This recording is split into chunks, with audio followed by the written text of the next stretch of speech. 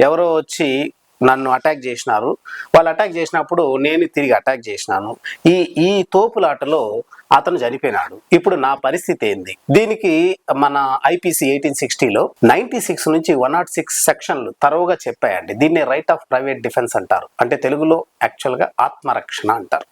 ఈ ఆత్మరక్షణ అని ఎందుకు ఇచ్చినారంటే, ఎవరైనా సరే వాళ్ళ అస్తిత్వానికి గానం ఎగ్జిస్టెన్స్కి భంగం జరిగినప్పుడు వాళ్ళు తనని కాపాడుకోవాలి. ఏవైనా ఒక పిచ్చోడు వచ్చి నిన్ను కొట్టేసి చంపేస్తూ ఉన్నా నువ్వు పిచ్చోడిని కొట్టేయచ్చు, లేకపోతే వేరే వాళ్ళు మగవాళ్ళు వచ్చి కొట్టినా మీరు కొట్టచ్చు. ఎప్పుడు దాకంటే మీ ప్రాణాన్ని కాపాడుకునే స్థితి వస్తే మాత్రము మీకు ఈ సెక్షన్లో 96 to 106 of Indian penal code 1860 మీకు రైట్ ఆఫ్ ప్రైవేట్ డిఫెన్స్ ఇచ్చిందండి. మీరు వాళ్ళని అటాక్ చేయొచ్చు.